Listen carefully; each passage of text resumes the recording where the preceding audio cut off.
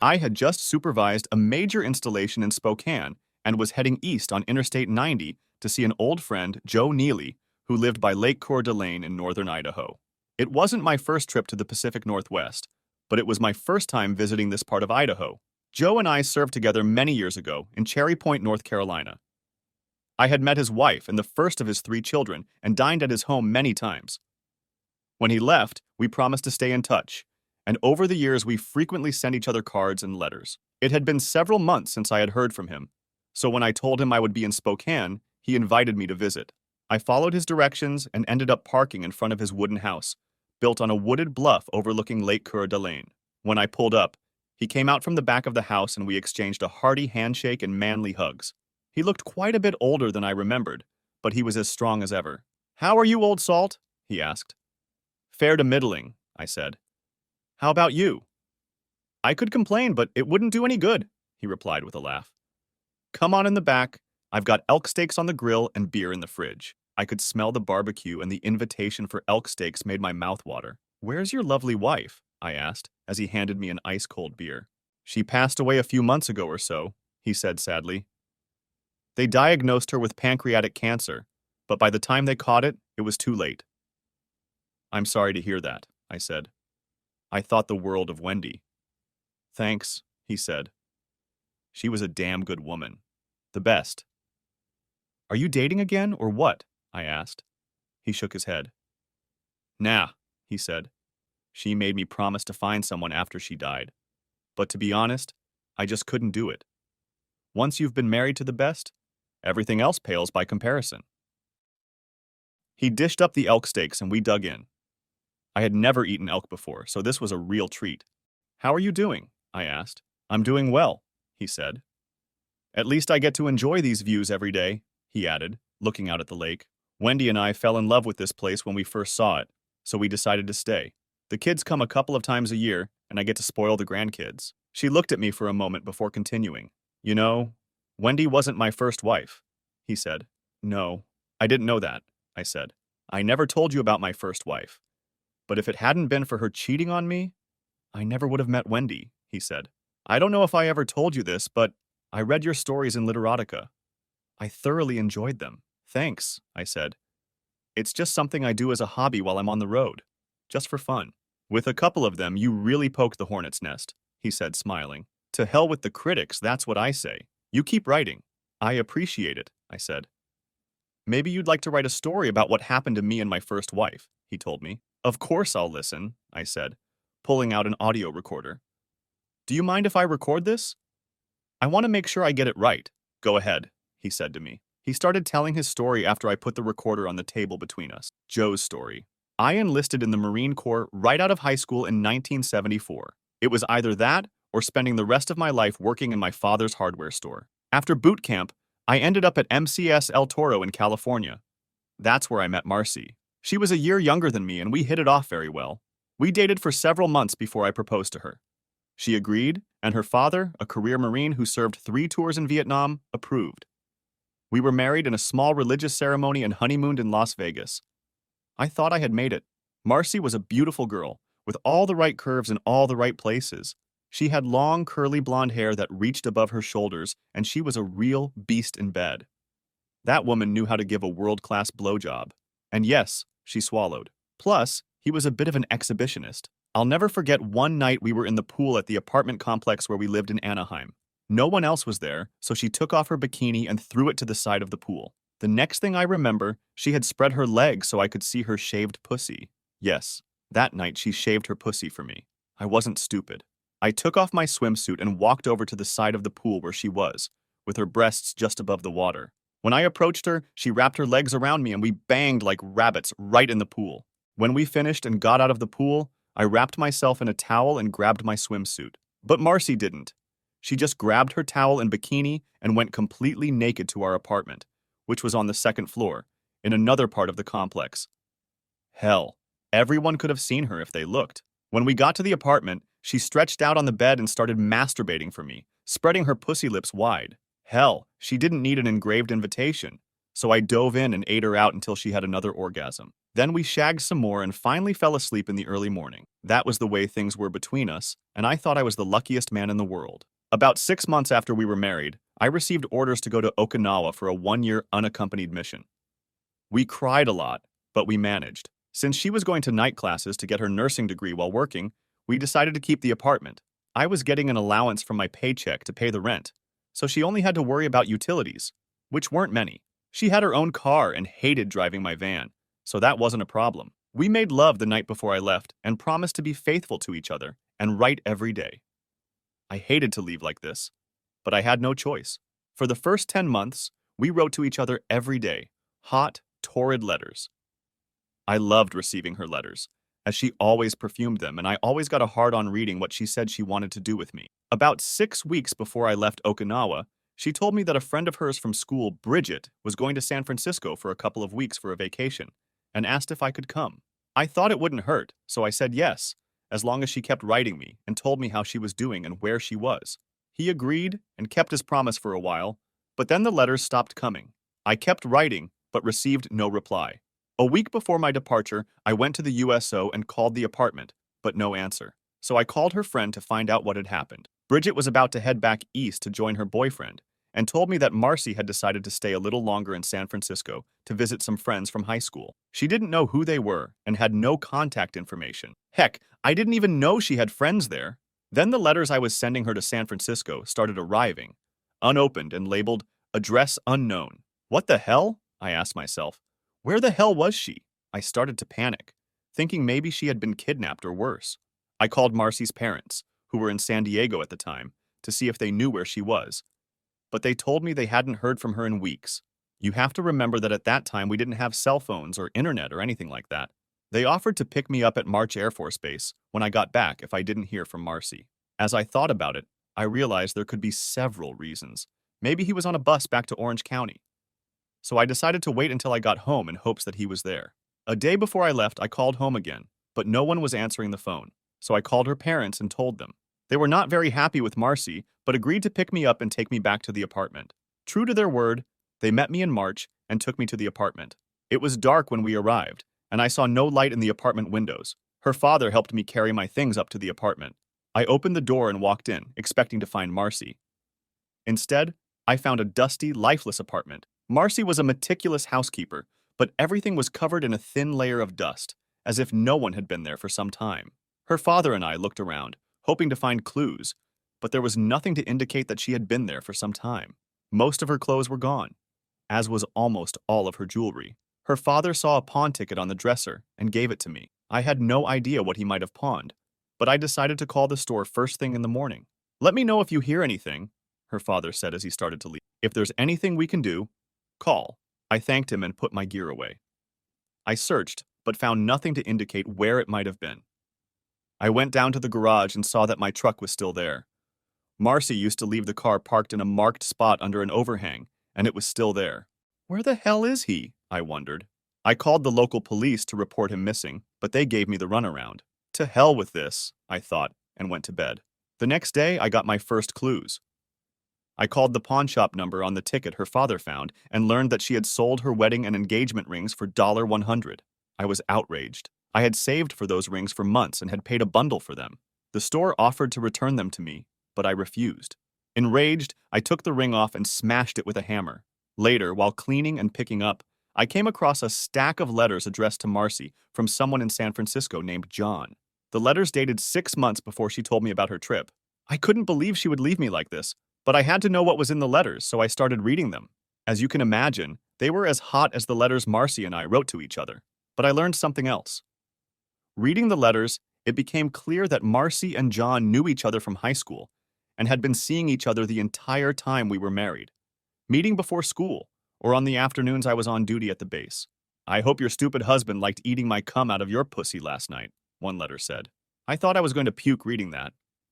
But there was more. Maybe I can get you pregnant and have your husband raise the child. Wouldn't that be cool? Another letter said. There were more, and each letter pissed me off even more than the last. Eventually, it became clear that Marcy and John planned for her to stay with him in San Francisco. The trip with Bridget was nothing more than a cover, as they would try to make it look like she had simply disappeared. It was also clear to me that she had finished her studies and was looking forward to getting a nursing job in San Francisco. Of course, she did not tell me that she had finished her studies, but that was part of her plan. Angry didn't even begin to describe how I felt. I wondered how she could do this to me, to us. I had many opportunities to cheat on her, but I never did. I called her parents and talked to her mother, Ginny. "Hi, Joe," he said. "Have you heard from Marcy?" "Yes," I said. "She's living in San Francisco with some creep named John." "John?" Ginny asked. "John Calloway?" "Yes," I said. "Did you know that?" "No, I didn't know that, Joe," she said. "Marcy and John were a couple during high school, but I thought she cut him off when you started dating." "No," I said. "It seems she and John have been cheating on me behind my back for our entire marriage. They've been planning this for a while." "My God, Joe," he said. "I'm so sorry. What are you going to do?" "I'm going to divorce her," I said. "I understand," she said. "Is there anything we can do?" "Yes," I said. "You can go upstairs and take your things." "I don't want them. All I want is my clothes, my TV, tools, and my stereo. Your car is still here, too." "All right," Ginny said. "I'll talk to her brothers and we'll go up and get her things this weekend." We ended the call, and I started looking for a lawyer in the phone book. Damn, there were so many out there I didn't know where to start. I started calling and found one who could see me on Friday at the earliest. Friday, I thought. That was 3 days away. Mind you, that wasn't how I planned to spend my leave, but I had no choice. That's when I decided I had to find her and verify where she was. I looked through the letters John sent her and got her address in San Francisco. I decided it was time for a road trip, so I checked my truck, grabbed a few things, and hit the road. I stopped at the bank and closed our accounts, taking everything in cash. Marcy had already gone to the bank and taken almost half of what we had, but I still managed to take out a little over $3,500, which I thought would be enough to get me out of this if I was careful. I still had money left over from my stay in Okinawa, which I thought would help me get over the hump. It took me about 8 hours to make the trip, after fighting traffic in Los Angeles and Orange counties. I stopped at a motel upon arrival and bought a small camera and a fairly detailed map of the city and surrounding area. I studied the map and located the street and block that matched the address on John's letters. I decided to get something to eat and a few hours of sleep before doing any recon. I didn't plan to confront the bitch, but I wanted to get a picture or two of them together to show her parents and the lawyer. Early the next morning, I drove to the area where John lived and located the apartment complex where he and Marcy were staying. I parked about 100 feet from the front door and watched. I put on a ratty old baseball cap and sunglasses, hoping that would provide enough camouflage. It didn't take long to spot the two cheaters. John and Marcy were out the door and headed for a red Mustang convertible. John was wearing shorts and a t-shirt, while Marcy was wearing a summer dress. I grabbed the camera I had with me and snapped a couple of pictures. From the way they were dressed, I figured it wouldn't be long before they left, so I waited. When he came out, I took note of his badge. John MRC. I ate one of the sandwiches I was carrying and waited, and waited, and waited some more. Finally, that afternoon, they came back. John got out of the car and opened Marcy's door. He wrapped his arms around her as he got out and kissed her. As they kissed, he lifted the back of her dress above her waist, and I could see that she wasn't wearing any panties. As they kissed, she pressed her crotch against his. She broke the kiss and looked around for a second and pulled her dress off over her head and threw it on the front seat of the car. John kissed her naked body and licked her pussy as she leaned against the car door, spreading her legs. I was taking pictures of the whole encounter, thinking they would make good evidence for my divorce. She took her hand to the zip of her knickers, and I thought she was going to bang him right there. It took everything I had not to pounce on them and beat the shit out of them right there. After a few minutes, Marcy pulled John back, and I heard him tell her to take her back to the flat and screw her. Marcy remained naked as they went through the gate and headed for her apartment. I waited a bit to see which apartment they were going to and noticed that there were no windows in the apartment from which they could see John's car. I waited a little longer and realized I needed to pee urgently. I had a perverse idea and walked to John's car and peed all over Marcy's dress, making sure no one saw me. Then I felt the urge to shit, so I did the only logical thing. Making sure no one saw me, I pulled down my shorts and took a shit all over her dress, making sure to cover as much of the inside of John's car as I could. Believe me, I didn't want to do that to a beautiful car like theirs, but I decided to screw it. If they were going to shit on my marriage, it was the least I could do in return. I also knew I ran the risk of someone seeing me and telling John, but at that point I didn't care. I wiped my ass with a towel John had in the car, then quickly pulled up my pants and ran to my truck. I had all the evidence I needed, so I drove quietly. After leaving the motel, I drove back to Orange County. I stopped at one of those quick photo places to develop the film, and 2 hours later, I had the photos and negatives in hand. I had just enough time to get a few hours of sleep, so I went out for a while, showered and shaved for my appointment with the lawyer. I grabbed the photos, the pawn ticket, and John's letters, and was on my way again. That's when I learned that California was a no-fault divorce state. It didn't matter that she walked out on the marriage, sold her rings, and cheated on me the entire time we were married. Everything would be split 50-50. The lawyer asked me how much we had in the bank, and I told him the truth. Nothing. I also told him that she had already taken half of what we had. Besides, I added, she was earning more than me even though she was only working part-time and now had a nursing certificate. I showed her one of her pay stubs, which showed that her take-home pay was almost double what I was making before taxes. He warned me not to try to hide anything, and I explained that I had just returned from a year-long assignment in Okinawa and was headed for the East Coast, so I could not drop everything and run to court. He assured me that the law provided for it and that I would not have to appear in court in person. I gave him the address where Marcy and her lover lived and suggested that she be served there. The lawyer took down all the information and said that papers would be drawn up and she would be served in a few days. If all went well, he said, I would be a free man in 6 months. He gave me his card and asked me to call him when I had a good mailing address in North Carolina. I gave her a cash advance and left. When I got home, I went to the apartment management office and told them I planned to leave Monday morning. I then scheduled the utilities to be shut off and set about packing and cleaning. When Marcy's family arrived Saturday morning, they emptied the house and took Marcy's car to San Diego. What's wrong? His father asked before he left. I pulled out the pictures I had taken and John's letters and showed them to him. His face went white. That stupid one, he said. I'm so sorry, Joe. I thought I raised her better than this. You didn't do anything to hurt them, did you? No, I said. I wanted to kick the bastard in the balls, but I didn't. I figured she wasn't worth going to jail for. No offense intended. But I did do some work on his car. He looked at me funny. What do you mean? She asked. I told him I had pissed and shit on his car and Marcy's dress. He laughed. It seemed like the right thing to do at the time, I told him. He smiled and offered me his hand. Stay in touch, Joe, he said. You'll always be welcome in our home. Thank you, I said. Finished for the day, I went out for a beer and a burger, then came home and tinkered on the floor since everything else was gone. That Sunday, I finished cleaning the house and loaded up my truck. I didn't have much, just my clothes, my TV, the stereo I bought in Okinawa, and my tools. When I had everything securely fastened, I put the top on the truck bed. One more night in the apartment, and I left the next day, after collecting the bond and cleaning deposit.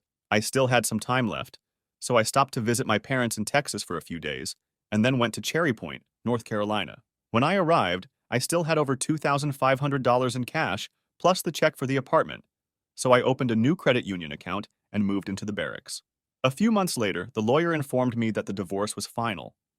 Apparently, Marcy decided not to contest anything and didn't even ask for child support. That night, I celebrated at a bar in town, and that's when I met Wendy. She was drinking alone, so I offered to buy her a drink and she accepted. We started talking, and it turned out that she had just left her boyfriend, whom she had caught with another girl. We were both a little shy and took it slow. But after a few months of dating, we fell in love with each other, and one night she cornered me. Do you like to eat pussy? She whispered in my ear as we danced. At first, I thought maybe she was drunk. As a matter of fact, yes, I replied. Then take me home and show me, she said. I looked at her for a moment and she handed me her panties. Now, Marine, she said. Yes, ma'am, I said, walking her to my truck. She climbed in and began unbuttoning her blouse. By the time I got in the truck, she had already removed her blouse and bra and was rubbing her breasts, tugging at her nipples. She smiled and spread her legs to show me her wet pussy. I wasted no time in driving her home. We made passionate love for hours. When we finished, he raised himself up on one elbow and looked into my eyes. You know, I'm strictly a one-man woman, she said. And I'm not going to tolerate cheating. I'm strictly a one-woman man, I told him. And I just got divorced from a woman who cheated on me. He smiled and hugged me. Good, she said, kissing me deeply. That night I proposed to her, and she accepted. We were married in the base chapel a few months later, and the rest is history. So, Joe, I asked, did you ever see your ex-wife after that? He looked at me and took a sip of his beer. As a matter of fact, I did, he said. His father retired from the Corps about 10 years later and was opening a gun shop. He invited Wendy and me to celebrate with him and his family, so we did. I was stationed at Camp Pendleton, so we weren't too far away. By then, we had 3 kids, so we hopped in the SUV and headed that way. He took another sip of beer. She was there alone. Turns out she caught John cheating on her with another woman, he said. She looked awful. I think she must have put on about 100 pounds since I last saw her. She saw us together and freaked out. I introduced her to Wendy and the kids, and I thought she was going to burst into tears. Then I leaned over to her and asked, "Did John manage to clean all that crap out of his car?" She smiled and took a sip of her beer. "I thought she was going to go crazy," he said. "Was it you who did that?" she asked me. I told her, "I'm not going to say anything," and left. "Did he ever apologize to you or explain why he did it?" I asked him. He shook his head. "No," he said. "She never apologized, and I really didn't want to hear her bullshit excuse. Besides, what was done, and no words from her would change that." He handed me a picture of him and Wendy with their children. "However, something good came out of all that," he said. "What's that?" I asked. "If Marcy hadn't cheated on me, I would never have met Wendy, and those 3 precious children would never have been born," he said. "Looks like 4 good things to me," I told him. He thought about it for a moment, smiled, and touched my beer bottle with his. "4 good things are," he said. "And let's not forget 6 beautiful grandchildren, and counting."